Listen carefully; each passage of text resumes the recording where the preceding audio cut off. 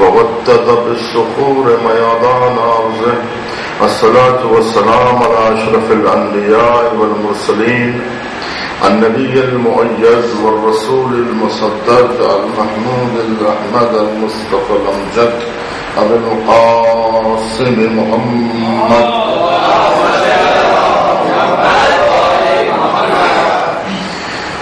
الصلاة والسلام على الطيبين الطاهرين الذين أذهب عنهم الرجس وطهرهم تطهيرا.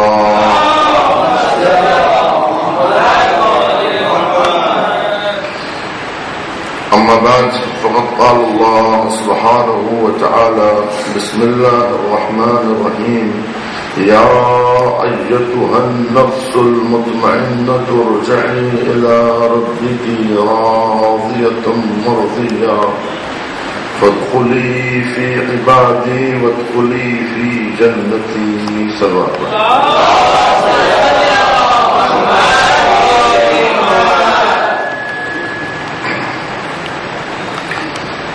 مسلسل آپ کی خدمت میں یہ عرض کیا جا رہا ہے کہ عارف کا بدن تو دنیا میں ہوتا ہے، عارف کا جسم تو اجتماع میں دنیا میں ہوتا ہے، لیکن اس کی روح وابستہ ذات الہی ہوتی ہے، وہ صرف اور صرف اس سے وابستہ ہوتا ہے اور کائنات کی ہر شے سے قطع تعلق رکھتا ہے، کسی غیر پہ تکیہ نہیں کرتا، کسی غیر پہ بھروسہ نہیں کرتا. اگرچہ کہ عارف سب کی طرح کھاتا پیتا بھی ہے، سوتا بھی ہے، جاگتا بھی ہے، اس کی بھی ازواج ہوتی ہیں، اس کی بھی اولاد ہوتی ہے، اس کے بھی دوست احباب ہوتے ہیں، وہ بھی خرید و فروخت کرتا ہے، وہ بھی تجارت کرتا ہے، لیکن فرق اتنا ہے کہ عارف وہ ہے کہ جس کے متعلق قرآن مجید یہ کہہ رہا ہے کہ رجال لا تلہیہم تجارت ولا بیع عن ذکر اللہ.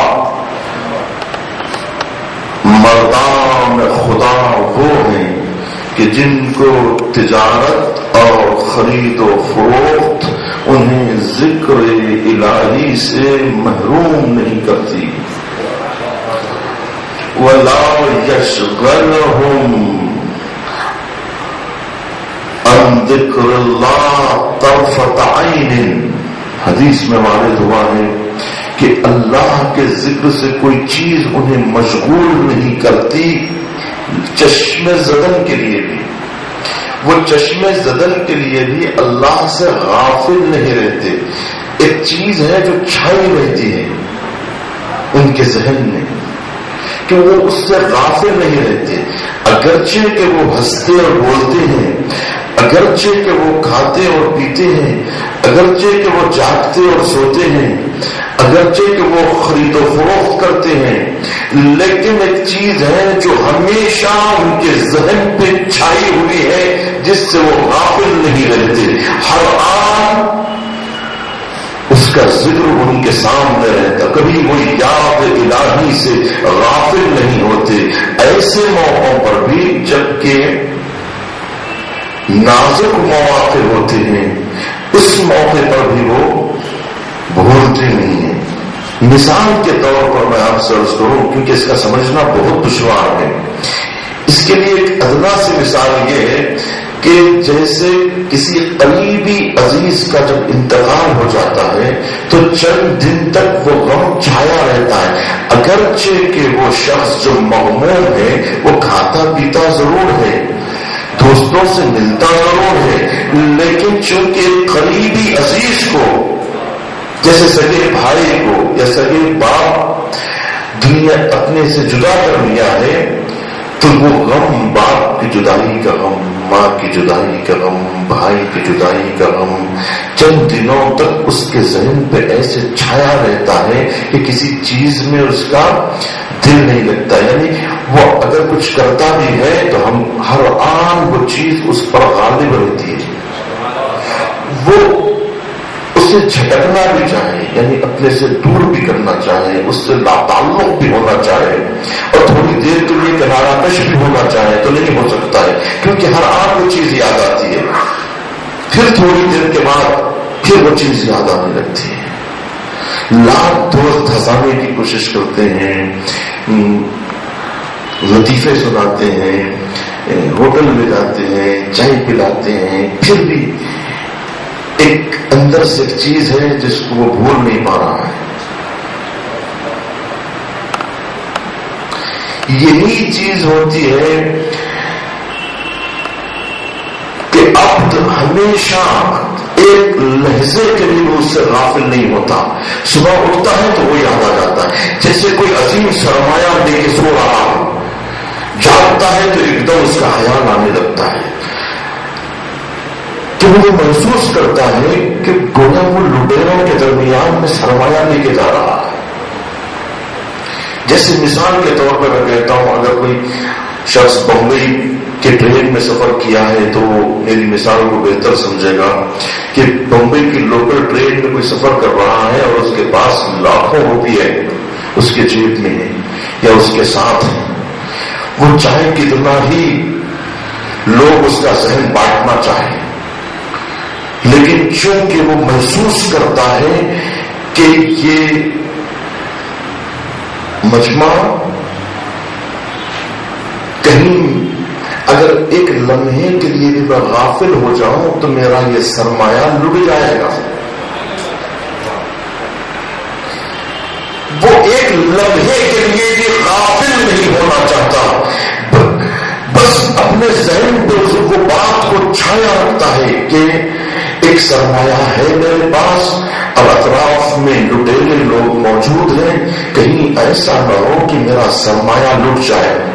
کیونکہ تھوڑی سی غفلت آدمی کتنا ہی بڑا ہوشیار کیوں نہ ہو، کتنا ہی بڑا ذہین کیوں نہ ہو، اس کی ذہانت سے، اس کے لٹ جانے سے کوئی تعلق نہیں ہے. بس بات یہ ہے کہ وہ تھوڑا سا غافل ہو جائے، بس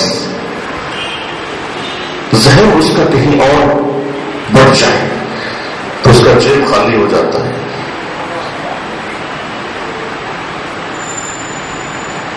اگر وہ غافل نہ رہے تو اس کا سرمایہ اس سے جدا نہیں ہو سکتا ہے. تو یہ دنیا میں بھی اتنی چیزیں ہیں جو یاد الہی سے غافل کرنے والی ہیں. کبھی ازواج کی محبت انہیں غافل کر سکتی ہے، کبھی اولاد کی محبت انہیں غافل کر سکتی ہے. یہ سب کے ساتھ انسان سفر کر سکتا ہے، صرف توجہ اس کی رہنے کی ضرورت ہے سرمایہ کی طرف. توجہ کر کے آپ ہر کام کر سکتے ہیں، لیکن ذہن پہ وہ توجہ رہے بس.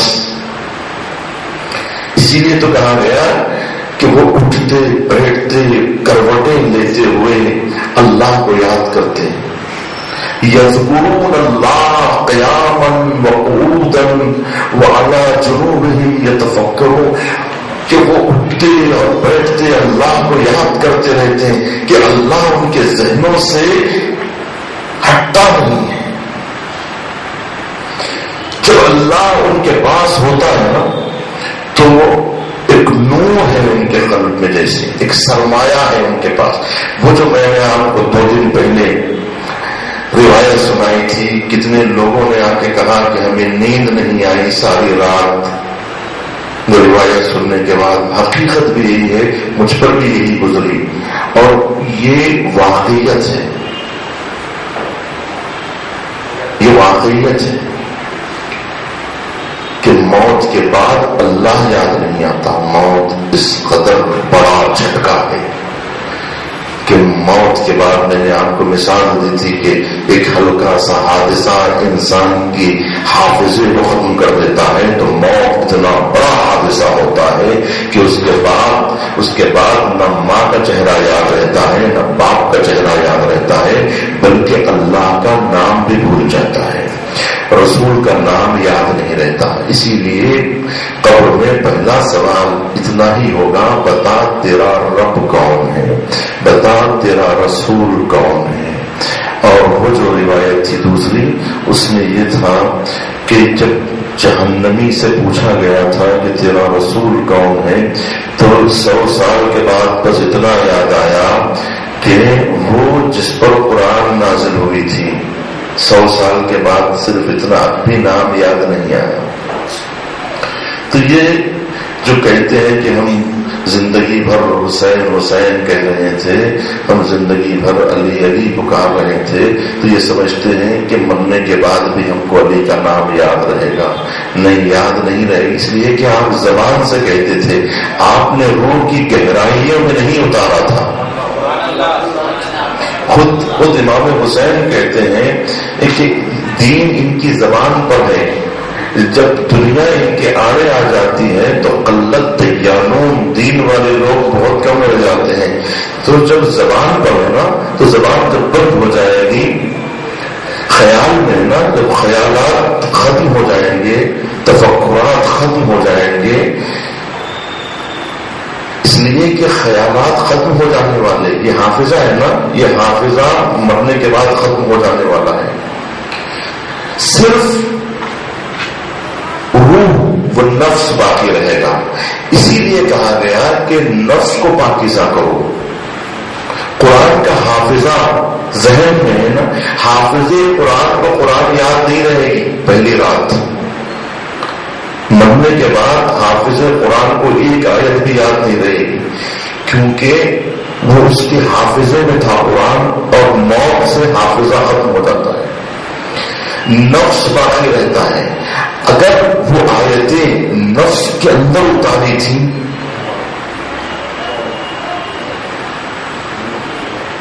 جیسے نیند سے اٹھتے ہی چوک کے اس چیز کو ہم ٹٹولتے ہیں یا نہیں ٹٹولتے ہیں، یعنی آنکھ کھلتے ہی یاد آتا ہے کہ کوئی چیز کھو گئی ہماری، اللہ یاد آتا ہے یا اللہ یاد نہیں آتا ہے، سوتے وقت اللہ یاد آتا ہے یا نہیں آتا ہے، محفلوں میں اللہ کو بھول جاتے ہیں یا یاد رکھتے ہیں۔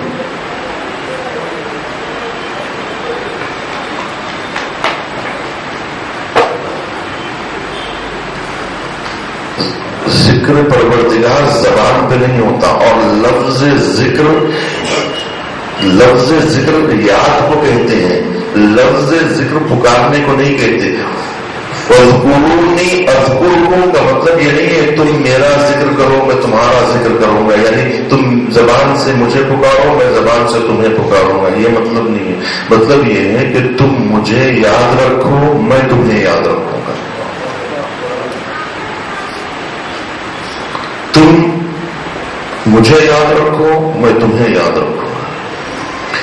جب اللہ یاد رکھتا ہے تو ایک نور پیدا ہوتا ہے انسان کے قلب میں، یہ منہ بولی یاد نہیں ہوتی ہے، یہ حقیقی یاد ہوتی ہے۔ جب اللہ دل میں آتا ہے تو ایک نور ایجاد ہوتا ہے۔ وَجَعَلْنَا لَهُ نُورًا يَمْشِي بِهِ فِي النَّاسِ، ہم ان کے لیے ایک نور خلق کرتے ہیں، جب بھی وہ لوگوں کے درمیان چلتے پھرتے رہتے ہیں تو وہ اس نور کے ساتھ چلتے پھرتے رہتے ہیں، یعنی وہ بولتے ہیں تو گویا نور کے ساتھ، وہ دیکھتے ہیں تو نور کے ساتھ، وہ سنتے ہیں تو نور کے ساتھ،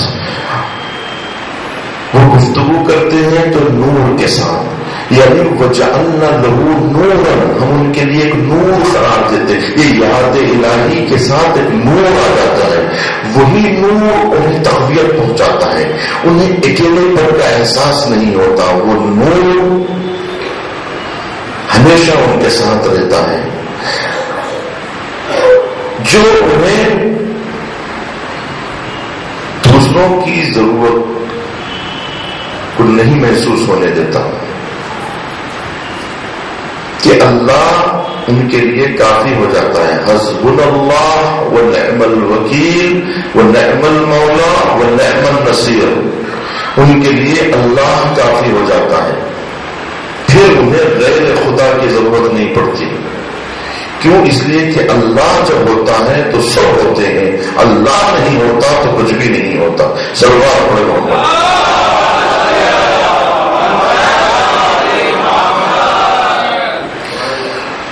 تو کہاں وجعلنا لہ نورا، کچھ لوگ ایسے ہوتے ہیں کہ جن کے پاس نور ہوتا ہے، اور کچھ لوگ وہ ہوتے ہیں جو وَيَمْشِي فِي بِطْنِهِ، وہ اپنے پیٹ کے ساتھ چلتے ہیں.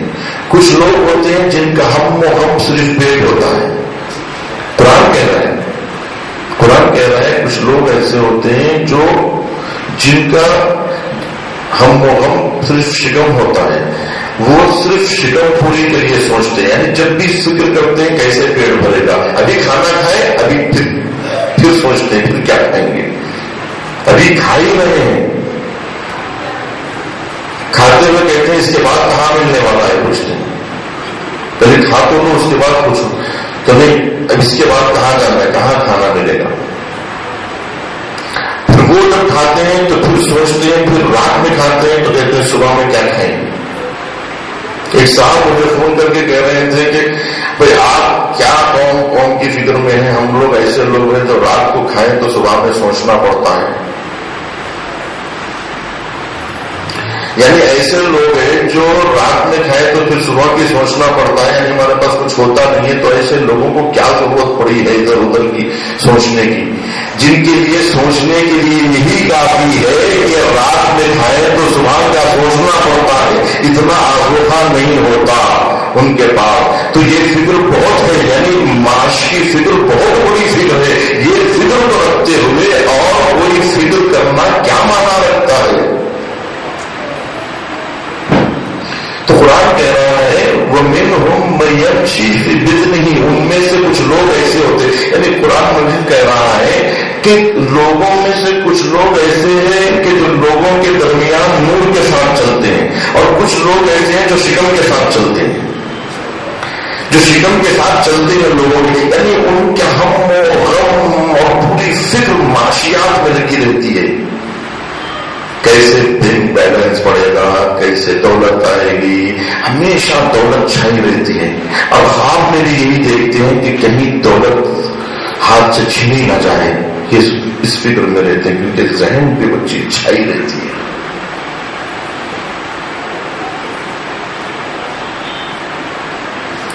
اب اگر یہ چیز چھائی ہوئی ہے، پھر اگلے سال حسین محرم میں آئیں گے، لیکن 10 مہینے تک حسین یاد نہیں آتے،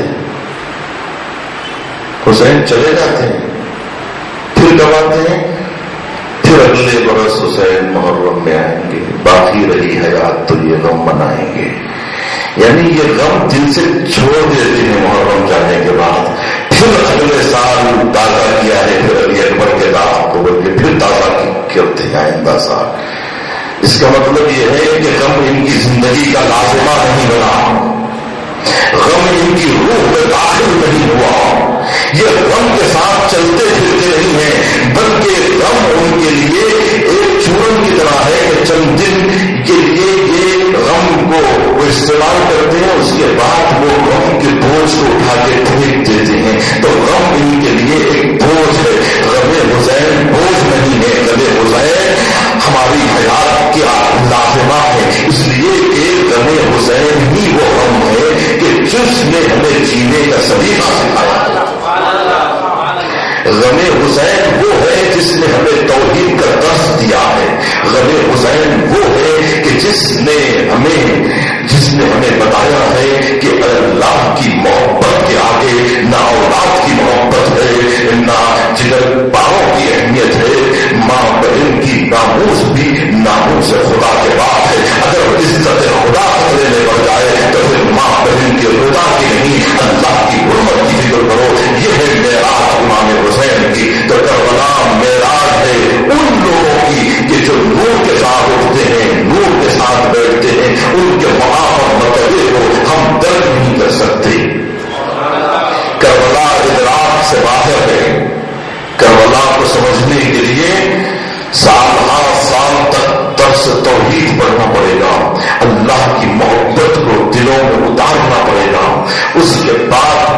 کچھ ادراک ہو سکتا ہے، ورنہ کون یہ خیال کر سکتا ہے، کسی یقین آ سکتا ہے کہ کوئی شخص، جب آپ کو یہ سنایا جاتا ہے کہ کوئی ہے ایسا جو دین کے لیے کام کرتا ہے، تو آپ کو یقین ہی نہیں آئے گا.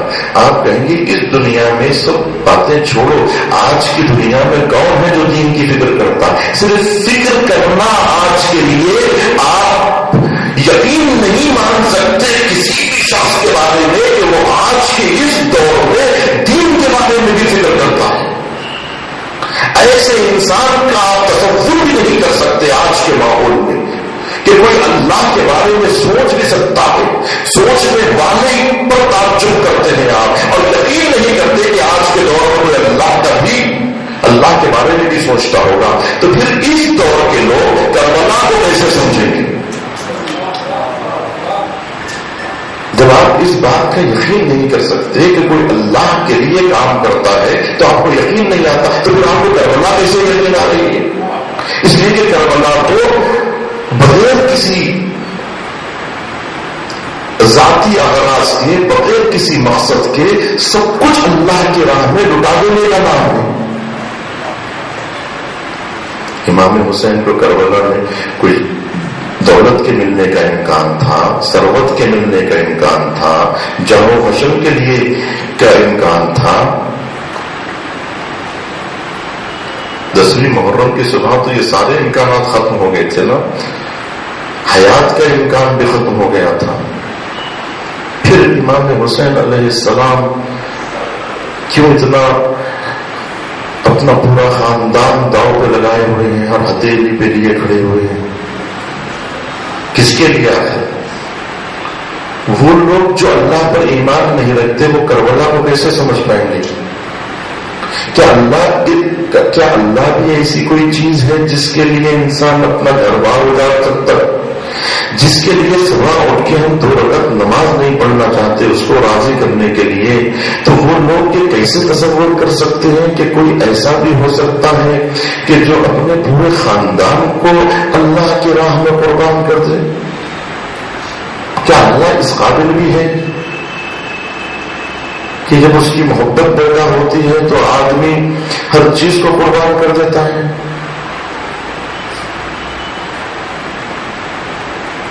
اسی لیے ہم کہتے ہیں کہ کربلا فہم بشر سے بہت بلند ہے. تو دعائیں کرنا پڑتا ہے کہ پروردگار ہمیں کربلا کو سمجھنے کی توفیق عطا فرما، کربلا والوں کو سمجھنے کی توفیق عطا فرما، معرفت حسین عطا فرما. بغیر دعاؤں کے کربلا سمجھ میں نہیں آ سکتی.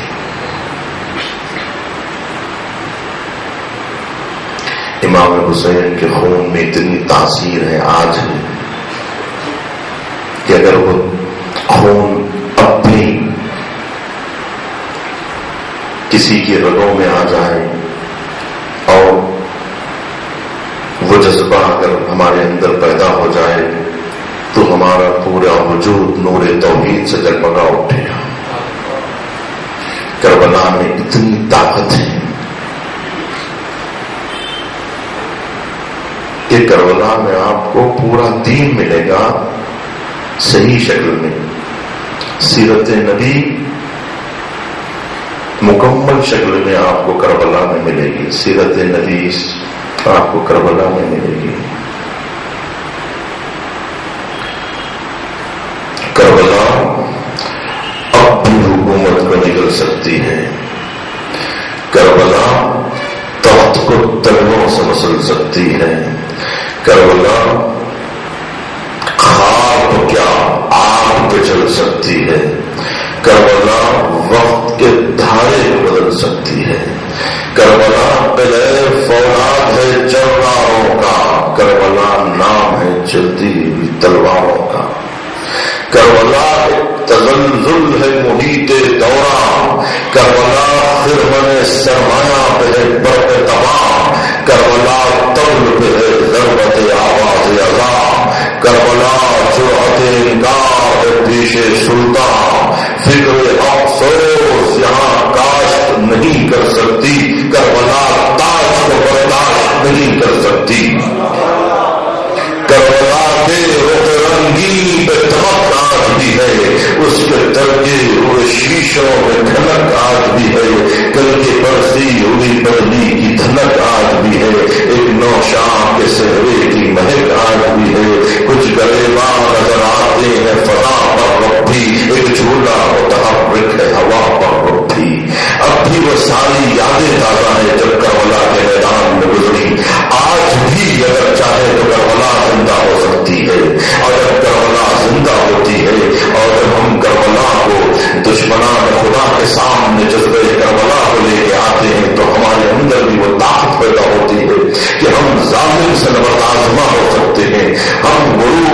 الہی سے ٹکرا سکتے ہیں، ہم نعمت و غرور کے بدلوں کو جھکا سکتے ہیں اگر کربلا سے وابستگی ہو جائے۔ کربلا دین پر چلنے والوں کے لیے ایک ایسی طاقت فراہم کرتی ہے اور ایک ایسا جوش و ولولہ پیدا کرتی ہے کہ پھر عبادت خشک نہیں ہوتی، عبادت عشق الہیہ میں بھول جاتی ہے، تو پھر نمازیں خشک نہیں رہتی، عبادتیں میں لذت نہیں ہوتی، روزوں میں لذت پیدا ہوتی ہے، حج میں لذت پیدا ہوتی ہے، زکات دینے میں لذت پیدا ہوتی ہے، اس لیے کہ زکات دینے کا نام نہیں ہے، ایسا دینا نہیں ہے کہ جہاں پر کوئی چیز کم ہو جائے، بلکہ وہ لذت ملتی ہے جو کربلا میں ہمیں دی ہے کہ کربلا یہ شہادتوں کا نذرانہ پیش جو کر رہی تھی وہ نعوذ باللہ کراہت کے ساتھ نہیں پیش کر رہی تھی، وہ پورے شوق الولے کے ساتھ پیش کر رہی تھی، جیسے جیسے ناچے جا رہے تھے، شکر کے سجدے بجا لائے جا رہے تھے۔ کبھی ماں نے یہ نہیں کہا کہ میرے بچے کو پروردگار تیری نگاہوں کے سامنے میرے بچے جوان ہو گئے اور تو دیکھتا رہا۔ زبان پر ایسے جملے کربلا کے میدان میں نہیں سنائی دیے، اس کا مطلب یہ ہے کہ یہ آوازیں دینے والی مائیں کربلا میں نہیں تھی، کربلا میں وہ ماں تھی کہ جس نے آئے ہوئے لاشوں کو دیکھ کے پہلے خدا کا شکر ادا کیا کہ پروردگار تیرا شکریہ کہ تو نے ہمیں اس قابل سمجھا، ہمارے بچوں کو اس لائق سمجھا کہ ہمیں شہادت کی سعادت بخشی، پروردگار ہم تیرے احسان مند ہیں۔ واقعی کربلا اور اللہ کا احسان ہے۔ میں نے آپ کو کل بتایا نا کہ یہ توفیق پہلے اللہ دیتا ہے بندوں کو، اور ہر بندے کو توفیق نہیں دیتا۔ پہلے توفیق توبہ دیتا ہے، پھر توبہ کرواتا ہے، اس کے بعد توبہ کو قبول کرتا ہے۔ پہلے مناجات کی توفیق دیتا ہے، پھر مناجات کا درس دیتا ہے۔ جب بندہ مناجات کرتا ہے تو پھر مناجات کو خود بیٹھ کے سنتا ہے۔ پہلے شہادت کی توفیق دیتا ہے، بندہ جب شہادت کا نذرانہ پیش کرتا ہے تو پھر اللہ ان شہادت کے نذرانوں کو قبول کر دیتا ہے۔ تو جو اہل عرفان ہوتے ہیں، اہل کشف و مشاہدہ ہوتے ہیں، وہ کہتے ہیں پروردگار تو جو میرے نذرانے کو قبول کر رہا ہے یہ توفیق تو تیری ہی ہوئی ہے، اگر تو نے یہ توفیق پہلے سے نہ دی ہوتی، شہادت کا جذبہ اگر تم نے نہ دیا ہوتا تو میں شہادت کا نذرانہ کہاں پیش کرتا؟ لیکن اللہ کہتا ہے ضرور ہے کہ ہم نے تمہیں شہادت کا جذبہ دیا تھا، لیکن ہم اس جذبے کو اپنی نگاہوں سے دیکھنا چاہتے تھے۔ جناب خلیل کو حکم سزا کس نے دیا؟ خود پروردگار عالم نے دیا۔ خلیل ہم تمہیں توفیق عطا کر رہے ہیں، قربانی کی توفیق، دنیا تک تمہارا نام تاریخ عرفان میں رہے گا، تاریخ کشف و شہود میں رہے گا۔ اللہ کی آیتوں کا مشاہدہ کرنے والوں میں اگر کسی کا نام آئے گا تو ضرور ہی رہو، اور میرا آیاتینا کی فہرست میں ابراہیم خلیل کا نام آئے گا کہ معراج کس کو اللہ نے دی، اللہ نے عطا کی ہے تو اس میں شیخ الانبیاء کا نام سنیری حروف میں لکھا جائے گا۔ جب قربانیوں کی فہرست مرتب ہوگی تو خلیل کی قربانی کا ذکر پہلے آئے گا کہ اگر یہ قربانی کا جذبہ خلیل نے پیدا کیا، پہلے خلیل کو جذبہ قربانی عطا ہوا، اس کے بعد خلیل نے قربان گاہ میں لا کر اپنی قربانی کو پیش کیا تو اللہ نے کہا وَتَلَّهُ لِلْجَحِيمِ، جناب ابراہیم نے اپنی پیشانی کو ہمارے حکم کے آگے جھکا دیا اور ہم نے ان کی قربانی کو قبول کر لیا، وَفَدَيْنَاهُ بِذِبْحٍ عَظِيمٍ، اور ہم نے اس قربانی کو قبول کر کے اسے ذبح عظیم میں بدل دیا۔ ذریتی کے حوالے کر دیا اور اسے رہتی دنیا تک عارفوں کے دلوں تک پہنچا دیا کہ قربانی کا جذبہ خلیل نے جو پیدا کیا تھا ذریت کے قلبوں میں یہ جاری و ساری رہا کہ جس طرح خلیل نے نام اپنے فرزند کی قربانی پیش کیا تھا، ہمیں بھی اسی نقش قدم پہ چلنا ہے۔ جناب ابراہیم کی پیروی کرنے والے کون لوگ ہوتے ہیں؟ إِنَّ أَوْلَى النَّاسِ بِإِبْرَاهِيمَ لِلَّذِينَ اتَّبَعُوهُ وَهَٰذَا النَّبِيُّ، جناب ابراہیم کی پیروی کرنے والے مومنین ہوتے ہیں جو جناب ابراہیم کی پیروی کرنے والے ہوتے ہیں اور اس نبی کی پیروی کرنے والے، وہی لوگ سیرت ابراہیم سے قریب ہے۔ گرامی وقت نہیں ہے کہ تفصیلات میں جایا جائے. کربلا جب بھی ذہن میں آئے تو یاد رکھیے کربلا کوئی حادثہ نہیں ہے کہ جس کا کوئی ماضی نہ ہو, جس کا کوئی مستقبل نہ ہو, جس کے بارے میں جس کی کوئی ریشہ نہ ہو. کربلا کے ریشے, کربلا کا ماضی سیرت ابراہیم سے جا کے ملتا ہے, سیرت خلیل, سیرت محمد لڑنی اور سیرت محمد سیرت حسین لڑنی. تبھی امام حسین نے کہا اسیرو سیرت جدی وحی, میں اپنے دادا کی سنتوں کو جگانے کے لیے کربلا آیا ہوں, چاہے وہ محمد مصطفیٰ ہو, چاہے ابراہیم خلیل ہو. ابراہیم کی سنت کا احیاء کرنے کے لیے آیا ہوں. سیرت ابراہیم خلیل پر چلتے ہوئے حسین کربلا پہنچے. امام حسین علیہ السلام نے اپنے دور میں جس طرح سے دین مبین اسلام کی ترویج اور تبلیغ کی تھی, اسی نہج قدم پہ ہمیں چلنا ہے. ہمیں سیرت حسین کو زندہ رکھنا ہے.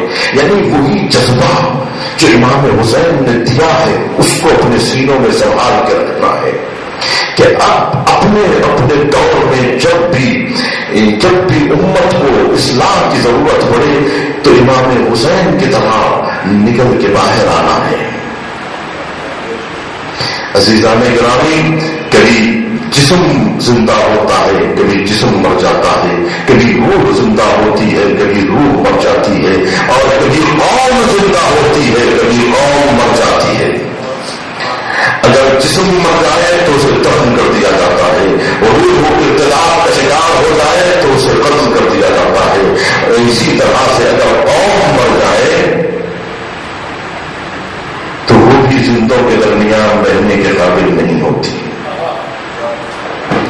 تو جس طرح جسم زندہ ہوتا ہے تو رہنے کے قابل ہوتا ہے, اور روح زندہ ہوتی ہے تو جینے کے لائق ہوتی ہے, اسی طرح سے قوم بھی زندہ ہوتی ہے تو جینے کے لائق ہوتی ہے.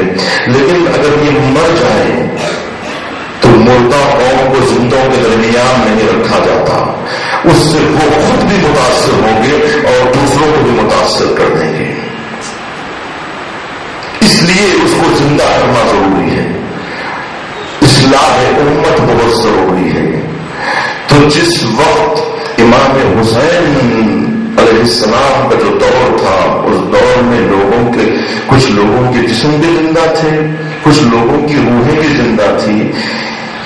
مسجدوں میں لوگ نمازیں بھی پڑھ رہے تھے اور روزہ بھی رکھ رہے تھے. مدینے میں حج کرنے والے بھی تھے, زکات دینے والے بھی تھے, زندہ جسم بھی تھے, زندہ روحیں بھی تھی. لیکن امت مر چکی تھی, امت مر چکی تھی. یعنی امر بالمعروف کو امت نے ترک کر دیا تھا. آپ بہترین امت ہیں, آپ کا دعویٰ ہے کہ نہیں ہے؟ پوری قوموں میں سب سے بہترین قوم کون سی ہے؟ جواب کیا ہے؟ قرآن کا جواب کیا ہے؟ کنتم خیر امت, تم بہترین امت ہو. کیوں کنتم خیر امت اخرجت للناس, جو پوری دنیا کے لوگوں میں سے منتخب کی گئی ہے. کیوں؟ تأمرون بالمعروف وتنہون عن المنکر, اس لیے کہ تم امر بالمعروف کرنے والے ہو, تم نہی عن المنکر کرنے والے ہو. تو جو قومیں امر بالمعروف کرتی ہے وہ زندہ رہتی ہے, اور جو قومیں امر بالمعروف کو ترک کر دیتی ہے وہ قومیں مر جاتی ہیں, وہ قومیں مردہ ہو جاتی ہیں. جن کے پاس نظام امر بالمعروف نہیں ہوتا, جو شاہوں کی آنکھوں میں آنکھیں ڈالنے کا ہنر نہیں رکھتے اور حق کو پہنچانے کی سکت نہیں رکھتے, باطل کو مٹانے کا ہنر نہیں رکھتے, وہ قوم مردہ قوم ہوتی ہے. جب قوم مر جاتی ہے تو یزید جیسا فاسق و فاجر امت اسلامیہ کا لیڈر اور رہبر بن جاتا ہے, امت کا رکھوالا بن جاتا ہے, جس سے معلوم ہوگا کہ امت کا اجتماعی شعور مر چکا ہے. اگرچہ کے بعد افراد زندہ ہو, لیکن اجتماعی روح, سیاسی فکر مر چکی ہے.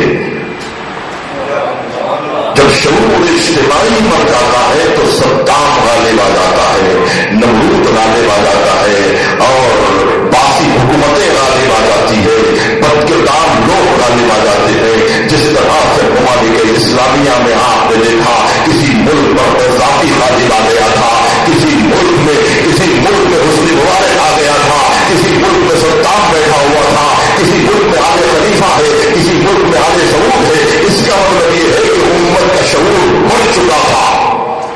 کل ایران میں محمد رضا شاہ کی حکومت تھی، ایک شاہ جا رہا تھا، دوسرا شاہ آ رہا تھا۔ کیا شاہ کے زمانے میں مسجدیں نہیں تھی، لوگ نماز نہیں پڑھ رہے تھے؟ کیا مجلسیں نہیں ہو رہی تھی؟ کیا تبرک نہیں تقسیم ہو رہا تھا؟ کیا لوگ ماتم نہیں کر رہے تھے؟ کیا 30 سال پہلے، کیا 32 سال پہلے شاہ کے دور میں مسجدیں آباد نہیں تھی؟ کیا لوگ نماز نہیں پڑھ رہے تھے؟ کیا ماہ رمضان میں روزے نہیں رکھے جا رہے تھے؟ سب کچھ ہو رہا تھا، لیکن اجتماعی شعور اتنا مر چکا تھا کہ محمد رضا شاہ جیسا فاسق و فاجر شخص اسلامی حکومت کا رہبر اور رہنما بنا ہوا تھا۔ کیا آج ایران میں چوری نہیں ہوتی؟ کیا آج ایران میں ڈکیتی نہیں ہوتی؟ کیا آج ایران میں بے پردہ عورتیں نہیں ہیں؟ کیا آج ایران میں نمازوں سے منہ موڑنے والے نہیں ہیں؟ سب کچھ ہے۔ کل بھی زندہ لوگ تھے، فرد زندہ تھا، اجتماع اور قوم مر چکی تھی۔ آج چند افراد پڑتا ہے، لیکن اجتماعی شعور ان کا زندہ ہے۔ اجتماعی شعور زندہ ہونے کی وجہ سے آج بڑی بڑی طاقتیں ان کی طرف نگاہ اٹھا کے نہیں دیکھ رہی ہیں۔ اس کا مطلب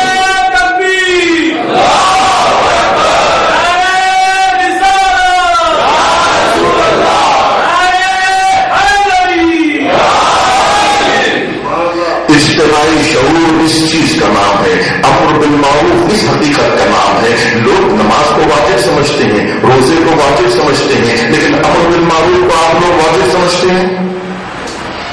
امر بالمعروف کے لیے آپ نے پورے سال میں کیا کام کیا؟ کتنی کتابیں چھاپی، کتنے پوسٹر لگائے،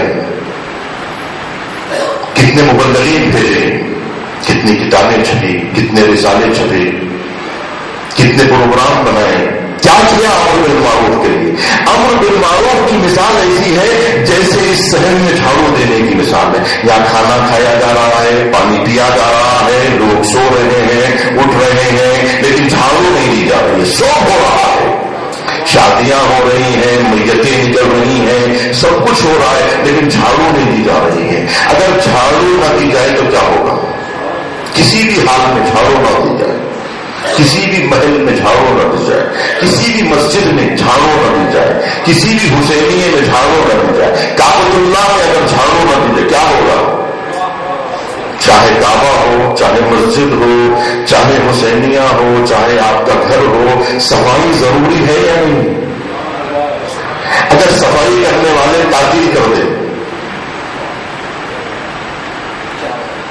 صفائی کرنے والے جھاڑو دینے سے ڈرے، لوگ بیٹھے ہوئے ہیں، کیسا دیں گے، ڈر رہے ہیں، گھبرا رہے ہیں، پتا نہیں لوگ کیا کہیں گے، اتنے سارے لوگ یہاں ٹھہرے ہوئے۔ اگر یہ جھاڑو دینے والے ڈر کے جھاڑو نہ دیں، اگر جھاڑو دینے تو ہمارا کیا فائدہ ہے؟ کتنا ملے گا جھاڑو دینے کا؟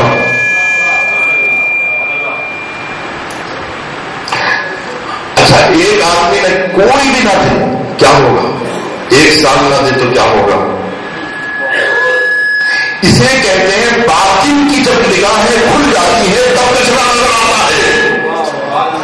امت کے آنکھوں میں جب باطنی پردہ اڑتا ہے تب قومی جب شعور جانتا ہے تب قوم کہتے ہیں یہ کیا ہو گیا؟ صدام مسلط ہو گیا، حسنی مبارک مسلط ہو گیا، غدافی مسلط ہو گیا، اور وہ بڑا شخص غالب آ گیا، ہمارے اموال لوٹ رہے ہیں، ہماری دولت برباد ہو رہی ہے۔ تونس میں کیا ہوا؟ سال ہر سال سے دولت پر قبضہ ہو رہا تھا، اور وہاں کا بادشاہ خود سے ہونی حکومت کا آگے کار تھا جو اپنی مملکت کا پورا مال لوٹ کر دوسرے ممالک کو بھیج رہا۔ حسنی مبارک نے مصر کا 40% پیٹرول اسرائیل کو دیتا تھا $8 میں، جبکہ آج کتنے ڈالر میں پیٹرول پہنچ چکا ہے؟ $100 کے قریب پیٹرول پہنچ چکا ہے، لیکن اسرائیل کو $8 میں پیٹرول جاتا تھا۔ لیکن امت بے شعور تھی، لوگ بھوکے تھے تو اپنا مقدس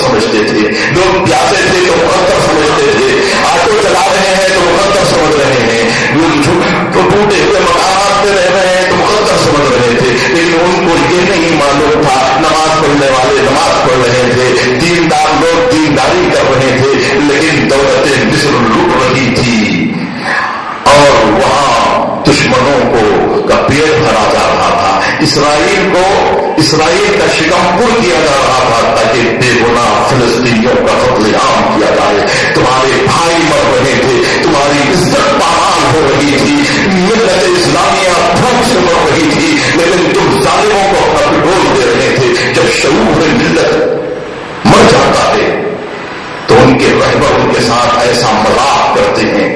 امیر المومنین نے کیا کہا؟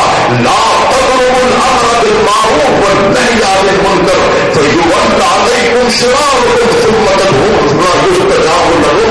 جب وہ امر بالمعروف کو ترک مت کرو ورنہ تمہارے اشراف تم پر غالب آ جائیں گے. جب غالب آ جائیں گے, جب تمہیں شعور بھی آئے گا تو شعور آ نہیں پائے گا, اس لیے کہ تمہارا شعور مرنے کے نتیجے ہی میں اشراف تم پر غالب آ گئے. تمہارا اجتماعی شعور اتنا مر چکا ہے کہ فاضل و فاضل کے تم پیر پڑنے میں مجبور ہو گئے. اس کا مطلب یہ ہے کہ تم نے شہید شاگرد کے سامنے سر جھکا لیا, تم نے مصر کے فرعون کے سامنے اپنی عزتوں کو نیلام کر دیا. کل بھی آج لوگ کہتے ہیں کہ کل کے لوگ کتنے چاہتے تھے جو فرعون مصر کو خدا کہنے پر خدائی کو تسلیم کر رہے تھے. آج کے لوگ اتنے باشعور ہوئے تھے جو 30 سال سے ایک آدمی کا ظلم برداشت کر رہے تھے, فرعون کی فرعونیت کو برداشت کر رہے تھے. لیبیا میں کیا ہو رہا تھا, مصر میں کیا ہو رہا تھا؟ کیا جامعہ ازہر نہیں تھا؟ کیا مفتیان جامعہ ازہر مر گئے تھے؟ اخوان المسلمین مر گئے تھے؟ کیا دیندار لوگ مر گئے تھے؟ سب موجود تھے, لیکن امر بالمعروف کی توفیق سلب ہو چکی تھی.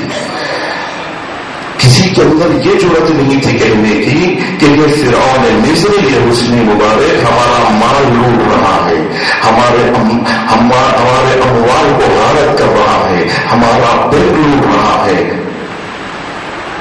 شعور مر چکا تھا.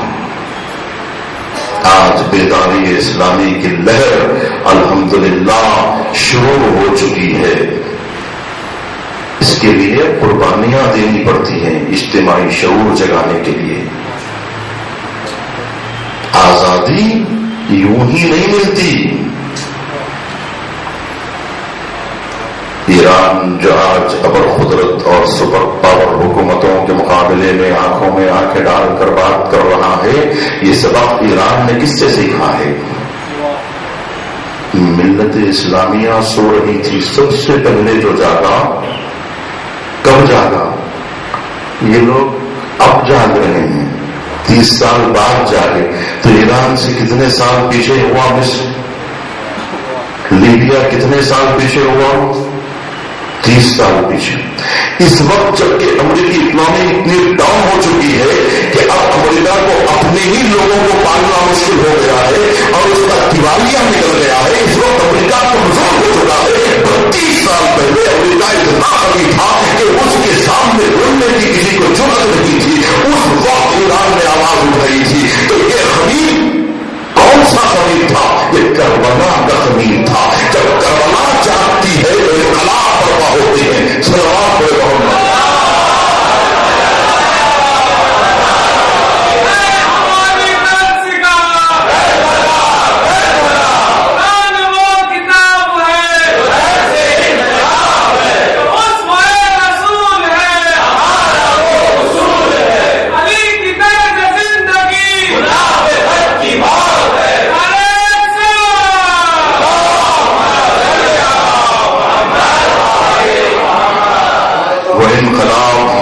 انقلاب نہ تھا. وہ انقلاب لیبر طبقے کا لایا ہوا انقلاب نہ تھا. وہ انقلاب بھوک مروں کے ذریعے سے لایا گیا انقلاب نہ تھا. وہ انقلاب پیسے کی مانگ کے لیے نہیں آیا تھا. وہ انقلاب دولت کے حصول کے لیے نہیں آیا تھا. اس انقلاب کی یہی آواز تھی, ہمیں دین چاہیے, ہمیں آزادی چاہیے, ملت اسلامیہ کی بیداری چاہیے. ملت کو کافر غفلت سے چونکانا چاہ رہے تھے. کون؟ جس کی خمیر میں عرفان الہیہ تھا. آیت اللہ خمینی کا پس منظر کیا ہے؟ پس منظر وہ کوئی معمولی عالم دین نہیں تھے. عرفان ان کی گٹھی میں پڑ چکا تھا. 28 سال کی عمر میں انہوں نے پرواز کر ملکوت نامی دعائے سحر کی شرح کی تھی. انہوں نے بڑی بڑی عرفانی کتابوں کے تعلقات لگائے تھے. انہوں نے ریاضت کی تھی، عبادتیں کی تھی، اور اتنا اپنے آپ کو سنوارا تھا کہ دولت و اقتدار کے آگے انہوں نے گھٹنے نہیں ٹیکے تھے۔ نہ شاہ کی دولت انہیں متاثر کر سکی، نہ شاہ کا روب و جلال انہیں متاثر کر سکا، نہ بڑی طاقتوں کا روب و تاج انہیں متاثر کر سکا۔ اس کا مطلب یہ ہے کہ یہ شعور کہاں سے جانا، اور یہ شعور ملت اسلامیہ میں کسی اور کے پاس کیوں نہیں آیا؟ ایک شیعہ عالم دین کی ہی ذہن میں بات کیوں آئی؟ اس لیے کہ ملت اور امت کے بارے میں صرف تشیع ہو سکتا ہے، اس لیے کہ نظریہ امامت ہمارے پاس زندہ ہے۔ امام امت کا خیال رکھتا ہے اور امت سے غافل نہیں ہوتا۔ جو امام امت سے غافل ہوتا ہے وہ امام نہیں ہوتا۔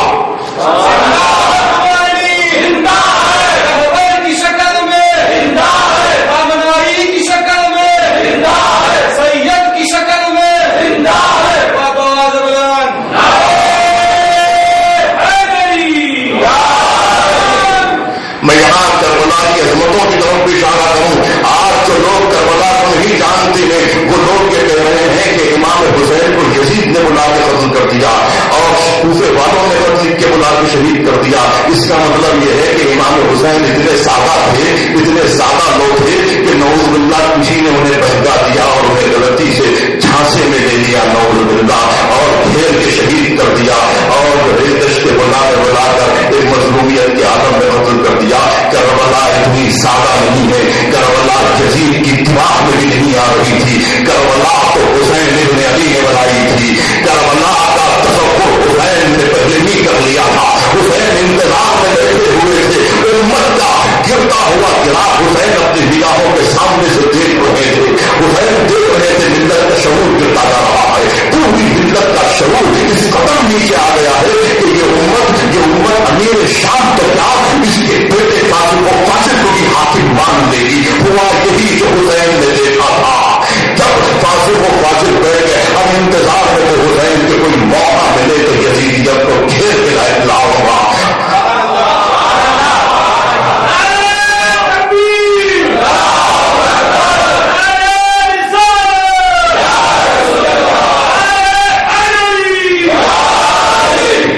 کربلا میں لوگوں نے ظالموں کا قہر دیکھا ہے، تماشوں کی گونج دیکھی ہے، مظلومیت کی شان نہیں دیکھی، صبر کا رتبہ نہیں دیکھا، شہادت حسین نہیں دیکھی، اور اس ظلم کے مقابلے میں حسین کی صلابت فکر نہیں دیکھی کہ ایک عید بھی حسین پیچھے نہیں ہٹے۔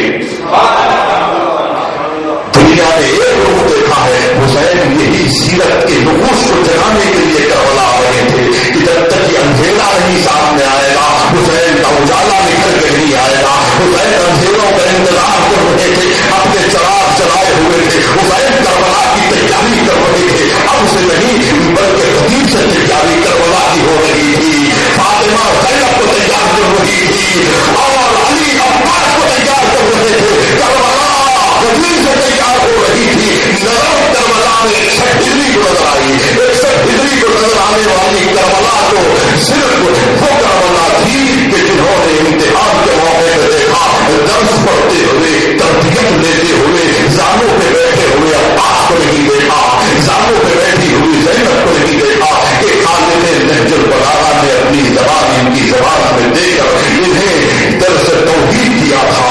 کسی اور کے شہزادوں کی بات کو وہ توحید کیوں نہیں ملی؟ مدینے میں خلیفہ اول کے بیٹے عبد الرحمن ابن ابی بکر بھی موجود تھے، مدینے کی سرزمین پر خلیفہ دوم کے بیٹے عبداللہ ابن عمر بھی موجود تھے، زہیر کے بیٹے عبداللہ ابن زبیر بھی موجود تھے، بڑی سران کی شخصیتیں موجود تھی، آگے رتبہ شخصیتیں موجود تھی، لیکن سب یزید کے وجود کو برداشت نہیں کر رہے تھے، لیکن زبان کھولنے کی ضرورت سوائے حسین کے کسی کے پاس نہیں تھی۔ اس لیے کہ حسین ابن علی پہلے سے تیاری کر کے بیٹھے ہوئے تھے، علی اکبر بنا کے بیٹھے تھے، قاسم بنائے ہوئے تھے، سکینہ پیدا ہو چکی تھی، علی اکبر موجود تھے۔ اب وقت آ گیا تھا حسین ابن علی کو کہ یہ سارے کاروان کو، اس لیے کہ کردار کی جنگ لڑنے کے لیے نعوذ باللہ ان کو ساتھ نہیں لے جایا جا سکتا، تو کردار کو پیش نہیں کر سکتے۔ کربلا حسین کی کربلا اتنی سادہ نہیں ہے، اس لیے کہ امام حسین کا مقابلہ بد کرداروں سے ہو رہا تھا. بد کرداروں سے جنگ لڑنے کے لیے بد کرداروں کو ساتھ لے جا کے نہیں کیا جا سکتا.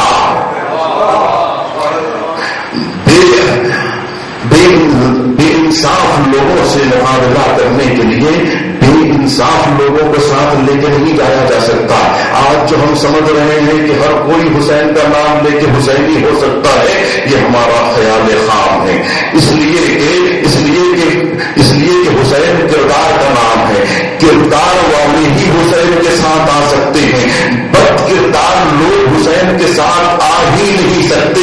صرف نماز پڑھنے والے حسین کے ساتھ نہیں آ سکتے، بلکہ نمازوں سے عشق رکھنے والے حسین کے ساتھ آ سکتے ہیں. صرف اللہ کو یاد رکھنے والے نہیں، بلکہ اللہ ہی کو یاد رکھنے والے کربلا آ سکتے ہیں. اللہ کو بھی مانتے ہیں، دوسروں کو بھی مانتے ہیں، تو کربلا نہیں آ سکتے. کربلا اتنی خالص ہے کہ ہر کسی کو آنے کی گنجائش نہیں ہے. کربلا میں حسین ابن علی کے ساتھ مشہور ہونے کے لیے محبت خدا کو اپنے دل میں جگہ دینی پڑتی ہے. جناب زینب اگر وہ حامل ذات کا نام نہ ہوتا تو کربلا میں امام حسین کیوں ساتھ لے کے آتے؟ ہر خاتون کو ساتھ نہیں لایا جاتا. جس طرح سے مباہلے میں رسول اکرم ہر کسی کو ساتھ لے کے نہیں گئے. مباہلہ میں جب نساؤنا کی منزل آئی تو صرف فاطمہ آئی، جب انفسنا کی منزل آئی تو صرف علی آئے. اس لیے کہ یہ مقام ہر ایک کے آنے کا نہیں ہے. ہر مسلمان آ جائے ایسا نہیں ہو سکتا. تبھی تو میں کہتا ہوں کہ ہر ایک کو مل جائے یہ وہ دولت تو نہیں ہے. زہرا کی دعا مال غنیمت تو نہیں ہے. صلوات محمد والوں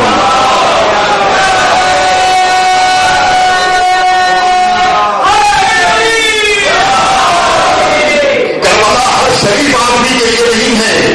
کربلا ہر نیک آدمی کے لیے نہیں ہے. بہت نیک لوگ تھے مدینے میں، بہت نمازی لوگ تھے، بااخلاق لوگ تھے، بافضیلت لوگ تھے، باکردار لوگ تھے. ان کو کسی کو بھی کربلا آنے کی توفیق نہیں ہوئی. کربلا حق کا جذبہ، شدت محبت کا نتیجہ ہے. کربلا عرفان جب شدت کے ساتھ آتا ہے، حق کی گویائی کے لیے جب زبان کھلتی ہے، استغفار کے مقابلے میں، ظلم و تشدد کے مقابلے میں، تب کربلا ہوتی ہے. کربلا کو ہر شریف آدمی نہیں بناتا.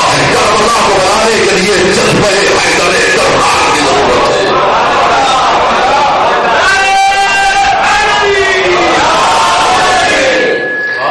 اتنی سادہ نہیں ہے کربلا کہ ہر نیک آدمی، ہر بااخلاق، ہر خدا کو ماننے والے نہیں. خدا سے اس درجہ محبت کرنے والے، عشق کی اس بلندیوں پہ پہنچنے والے کہ اگر وقت آ جائے تو ہر چیز کو درگزر کرنے کی طاقت ان کے اندر پائی جاتی ہے. اتنا حوصلہ پایا جاتا ہے کہ جگر کے ٹکڑوں کی لاشوں کو ہاتھوں پہ اٹھانے کا جذبہ ہو تو کربلا ہو.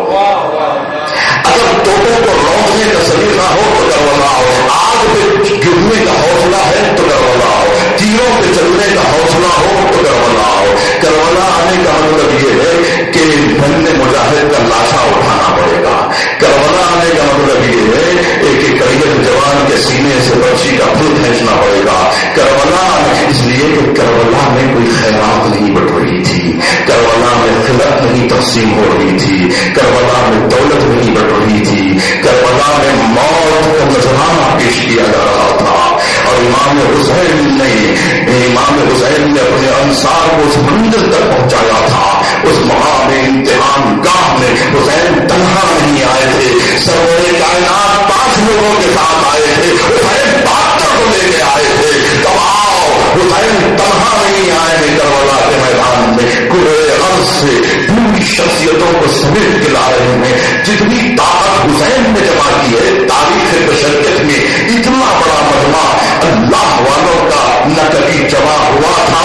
اب اگر جمع ہوگا تو بس شاید حضرت حجت جمع کر سکیں، ورنہ تاریخ بشریت و آدمیت میں اتنا بڑا مجمع 72 کا نہیں جمع ہوا تھا. اگر 72 جمع ہو جائیں تو امام حسین کا قیام پوری تقدیر بدل سکتا ہے.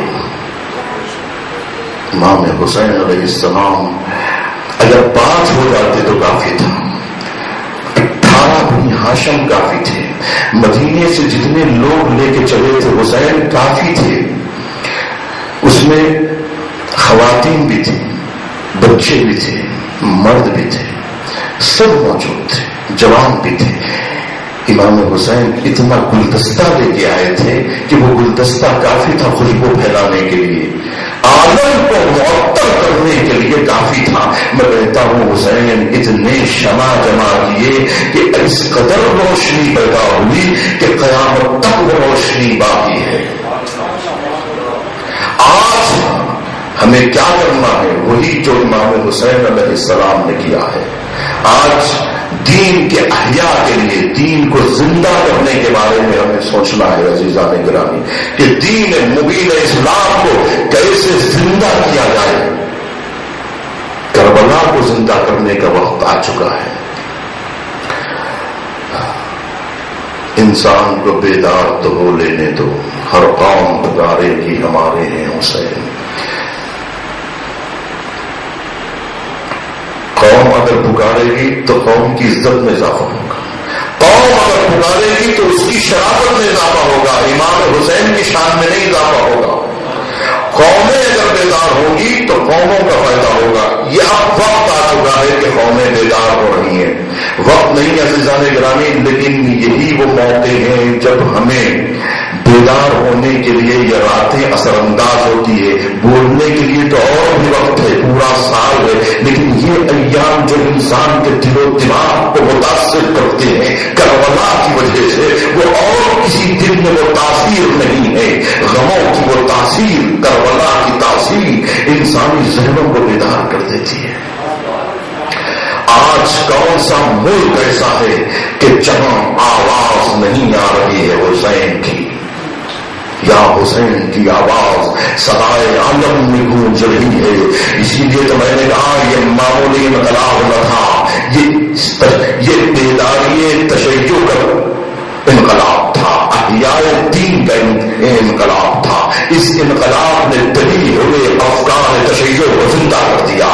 امیر المومنین کے افکار جو بخاری میں سنا دیے گئے تھے, ترمذی میں سنا دیے گئے تھے, اور ابن داؤد میں سنا دیے گئے تھے, مسند ابن حنبل میں دبا دیے گئے تھے, اسے ایسے زندہ کیا گیا کہ پوری دنیا میں افکار امیر المومنین کا عروج دیکھا گیا. انقلاب کی برکتیں یہ ہوئی کہ افکار امیر المومنین دنیا کے سامنے آئے. ہے کوئی جو اب صحیح پہ سچائی کا جواب نہ سکے, ہے کوئی جو آج نہج البلاغہ کا جواب پیش کر سکے, ہے کوئی جو افکار تشیع کا جواب پیش کر سکے. آپ کی تعداد 32 سال پہلے حیدرآباد کے شیعوں کی تعداد بڑی سمجھی جاتی تھی. 32 سال پہلے ایران کے آنے والے انقلاب سے پہلے جب پوری دنیا کے شیعوں کا سروے کیا گیا تو معلوم ہوا کہ ہندوستان اور پاکستان میں بہت شیعہ رہتے ہیں, لیکن آج صرف ایک میجریا میں 50 لاکھ شیعہ ہو گئے. یہ کیوں نہیں بتایا جاتا؟ اس لیے کہ اس سے تمہاری تم گھٹ گئے, وہ بڑھ گئے. اس کا مطلب یہ ہوا کہ تم نے قدردانی نہیں کی اس انقلاب کی. انقلاب کی قدردانی کا مطلب خمینی صاحب کے ہاتھ چومنا نہیں تھا. وہ افکار جو انہوں نے زندہ کیا تھا, وہ کتابیں جو چھپنے سے محروم ہو گئی تھی. شاہ کے زمانے میں خطی نسخوں کا جہاز جرمن کی طرف جا رہا تھا, فرانس کی طرف جا رہا تھا, برطانیہ کی طرف اڑ رہے تھے. جب میراث تشیع اڑ رہا تھا اس وقت کوئی نہیں تھا جو میراث تشیع کو زندہ کر سکے. تب یہ افکار چھپے ہیں تو جماعت اسلامی تشیع کی طرف آ گئی. اسی حبیب کے رنا کی سرزمین پر جماعت اسلامی نے شہید متحری کی 35 کتابوں کا ترجمہ کیا. 35 آپ کے شہر میں کتنے کتابوں کا ترجمہ ہوا؟ آئیے اگر جائزہ حقائق کا لیا جائے تو آپ کو معلوم ہوگا کہ ہم نے کتنا بڑا ظلم کیا ہے. ایران میں کچھ نہیں ہے امریکہ کے مقابلے میں. امریکہ کے کا $1 ایران کے 1000 تومان سے بھی زیادہ ہے.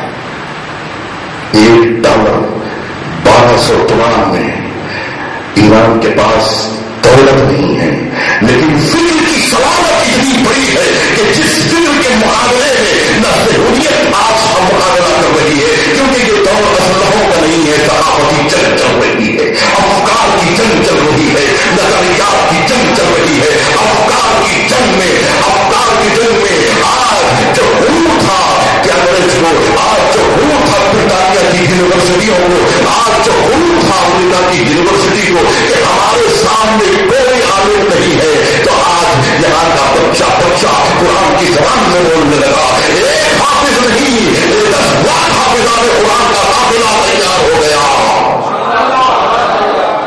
ایک سائنٹسٹ نہیں، 1000 سائنٹسٹ پیدا ہو گئے. افکار کی دنیا میں انقلاب پیدا ہو گیا، نظریات کی دنیا میں تجربہ بن گیا. وہ قوم جس کو خاطر میں نہیں لایا جاتا تھا، جس کے پاس ایک حافظ نہیں تھا، آج 10 لاکھ. اسی لیے آج سب ڈر رہے ہیں، گھبرا رہے ہیں. یاد رکھیے وہ وقت دور نہیں ہے جب ظلم ٹوٹ جائے گا. اس وقت معلوم ہوگا کہ ظالموں پہ تکیہ کرنے والے، ڈالر اور یورو پہ تکیہ کرنے والے، ڈالر کا گراف اتنا گرے گا اور برطانیہ والے بھیک مانگیں گے، یورپ کی دنیا بھیک مانگے گی. اور رات کا خزانہ جب کھلے گا تو بیت المال کی طاقت معلوم ہوگی. اس وقت معلوم ہوگا کہ نانے چلی کا در کیا ہے. اس وقت معلوم ہوگا جب بیت المال کے خزانے کھلیں گے. اس وقت معلوم ہوگا کہ ہم دنیا کو خیرات بانٹیں گے. آج شیعہ دنیا کا اگر خبز جمع کیا جائے تو کروڑوں کی شکل میں جائے گا. آج برطانیہ میں تشیعوں کی لہر دوڑ رہی ہے. آج امریکہ کے اندر تشیعوں کی لہر دوڑ رہی ہے. 32 سال پہلے انڈونیشیا کی سرزمین پر ایک شیعہ نہیں تھا، آج 50,000 سے زیادہ ہو گئے. چائنا کی سرزمین پر ایک شیعہ نہیں تھا، آج چائنا کی سرزمین سے 100 عوامے نکل رہے ہیں. 100 عوامے سے زیادہ صرف چائنا کی سرزمین پر، 50-60 عوامے تو صرف جاپان کی سرزمین پر. وہاں پر جہاں تشیعوں کا نام نہیں تھا، وہاں پر کینیا میں، یوگانڈا میں، مصر میں شیعہ تنظیم بن چکی ہے. آج دنیا کا کوئی کونا نہیں ہے. کل تم بول تھا، آج سری لنکا سے شیعہ بول رہی ہے، آج فلپین سے تشیع بول رہا ہے. تم کیا حضور کر رہے تھے؟ تم روح شہزادی پہ احسان کر رہے تھے. کہہ رہے تھے شہزادی پر ہم احسان کرتے ہیں، ہماری وجہ سے، حیدرآباد کی وجہ سے حسین کا نام باقی ہے، ہمارے خاندان کی وجہ سے آزاداری زندہ ہے، ہم ہیں جن کی وجہ سے آزاداری زندہ ہے. تمہاری وجہ سے نہیں، آزاداری کی وجہ سے تم زندہ ہو، حسین کی وجہ سے تم زندہ ہو. اور اگر تم حسین کی قدر نہیں کرو گے، آزاداری کی قدر نہیں کرو گے، تو تمہارے سامنے سے میراث چلی جائے گی.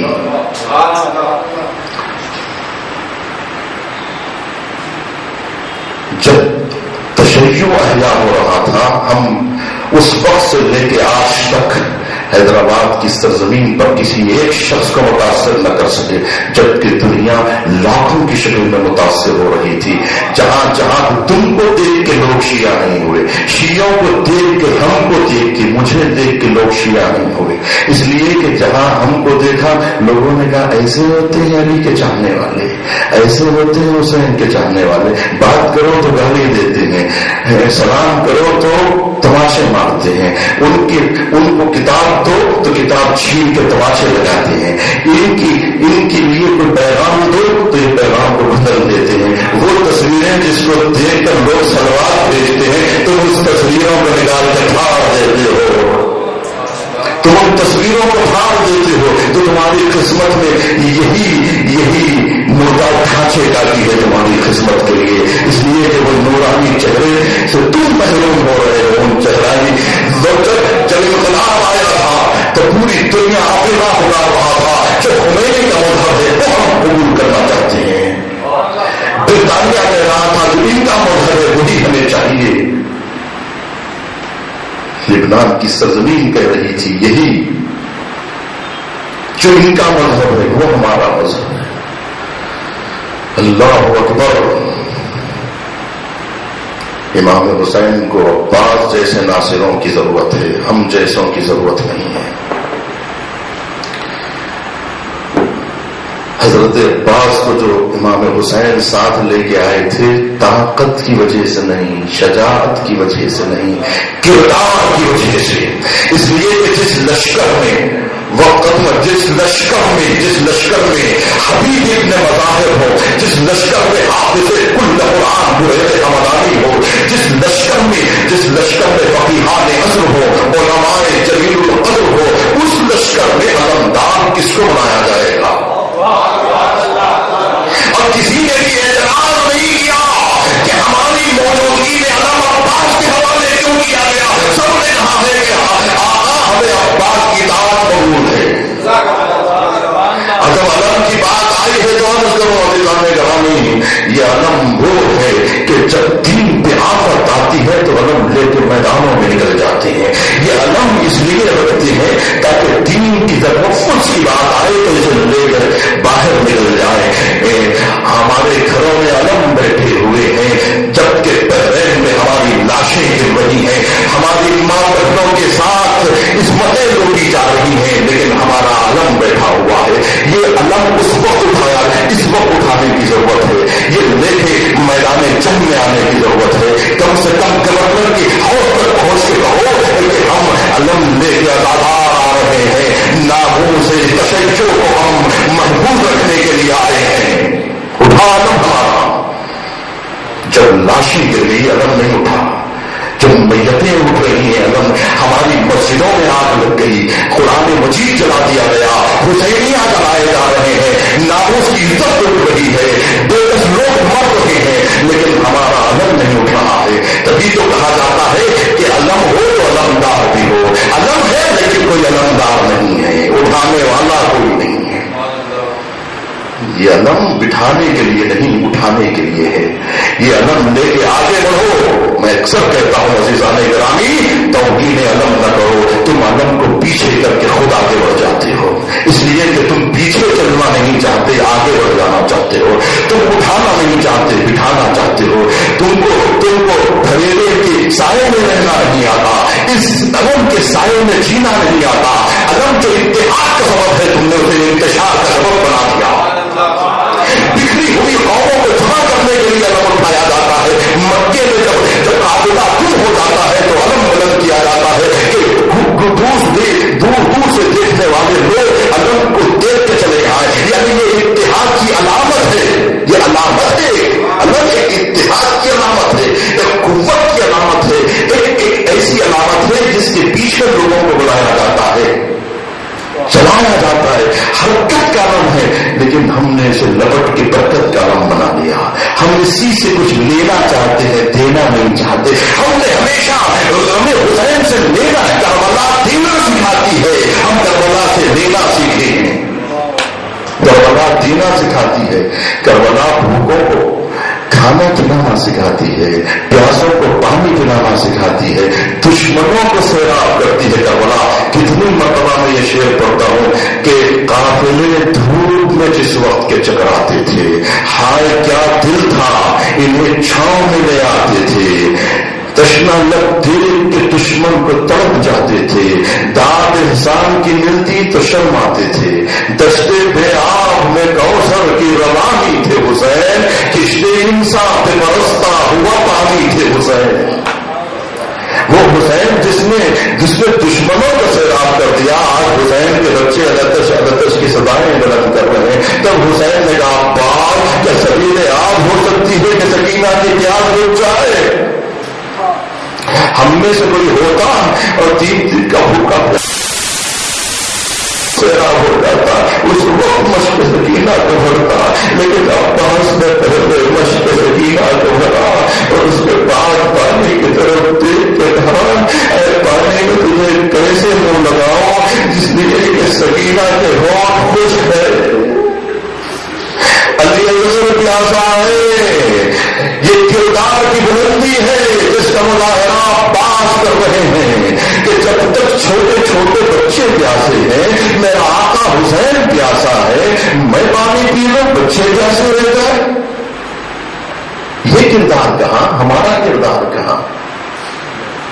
ہمارے سامنے جب کھانا لایا جاتا ہے تو ہم پہلے خود کھینچتے ہیں، پانی لایا جاتا ہے تو ہم کھینچتے ہیں۔ اس کا مطلب یہ ہے کہ ہم کو حسین سے کوئی سروکار نہیں ہے، ہم نے عباس سے کچھ بھی نہیں سیکھا، ہم نے عباس سے یہی تو سیکھا ہے عزیزان گرامی۔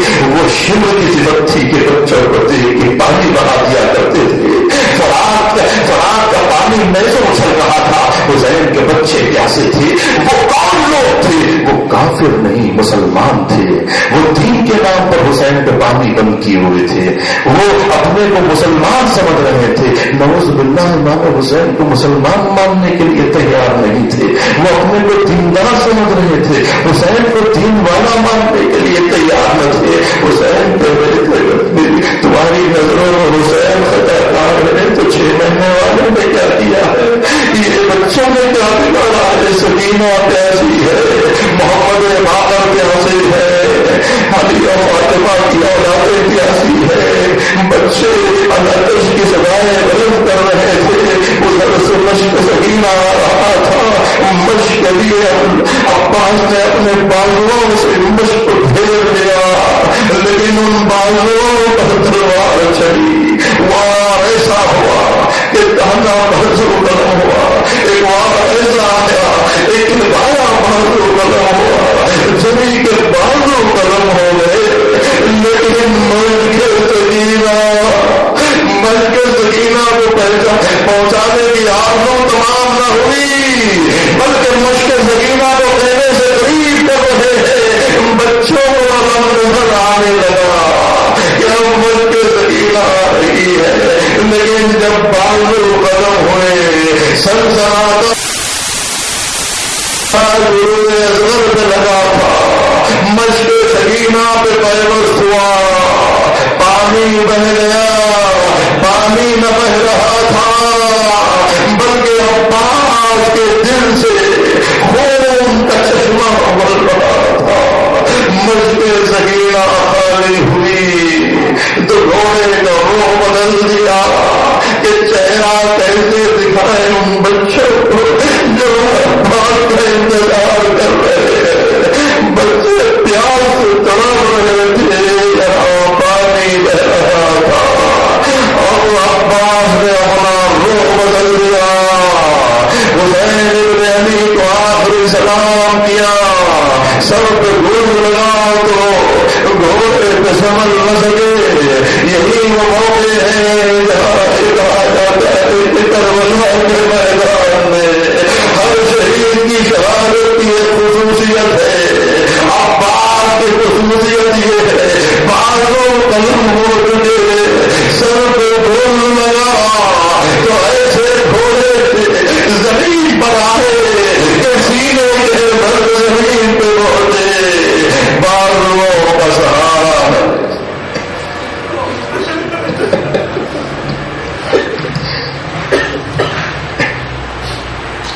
فسيعلم الذين ظلموا أي منقلب ينقلبون۔